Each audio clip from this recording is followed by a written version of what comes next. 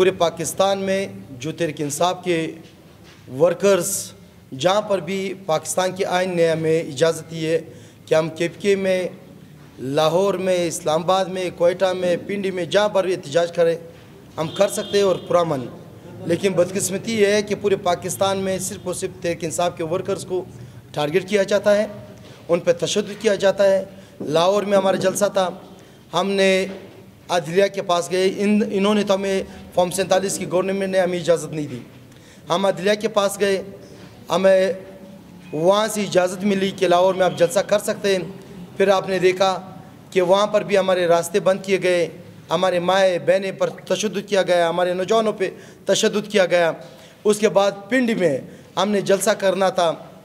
अदलिया बिल्कुल आज़ाद नहीं है, हम चाह रहे कि अदलिया आज़ाद हो। जो जजेस पाकिस्तान के आइन को मद्देनज़र रखते हुए फ़ैसला देते हैं उनको काउंटर किया जाता है। माजी में भी आपने देखा कि 6 से 8 जजेस ने यह कहा कि हमारे ऊपर जो टारगेट किया गया, हमें, हमारे फैमिली को, हमारे बच्चों को, हमें ख़तरात हैं।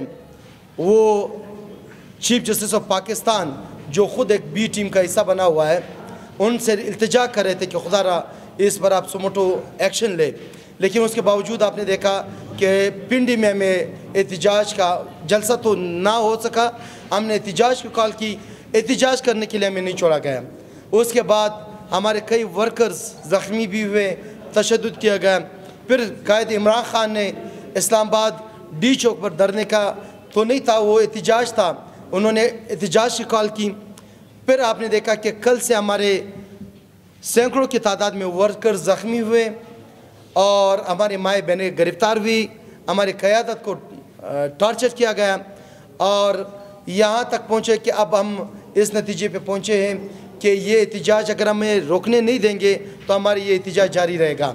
आज कोयटा शहर में हमारे इंसाफ फेडरेशन की जानिब से एक खान साहब की सालगिरह थी, तो मनान चौक में उन्होंने केक काटना था।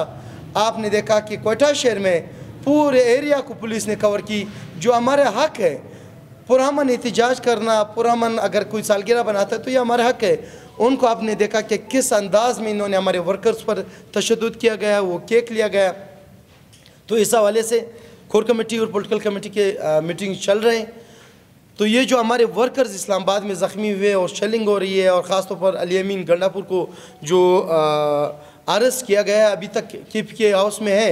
अब देखते हैं कि ये क्या करना चाह रहे हैं, उन्हें जेल की तरफ मूव करना चाह रहे हैं या वापस ज़बरदस्ती उन्हें पेशावर की तरफ ले जाना चाह रहे हैं।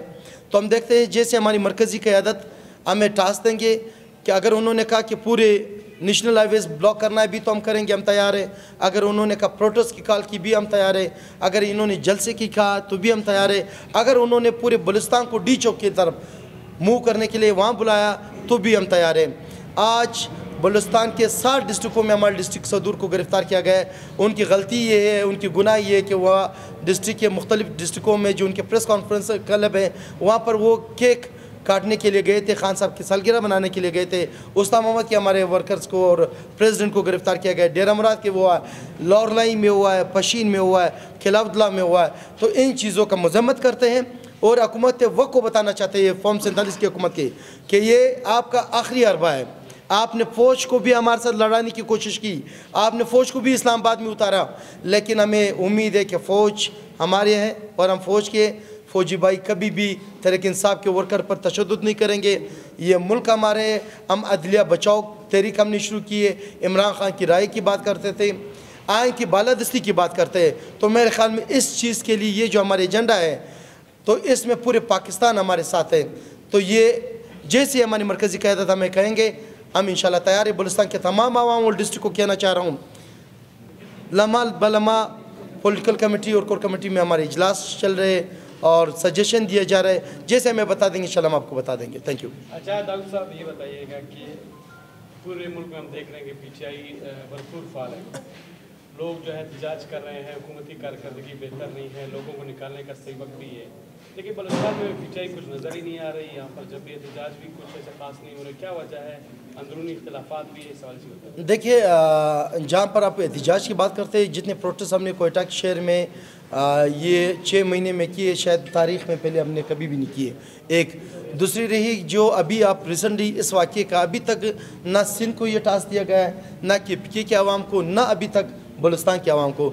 जैसे चेयरमैन साहब और सेक्रेटरी जनरल साहब हमें टास्क देंगे तो हम निकलेंगे, और माजी में भी हम निकले थे।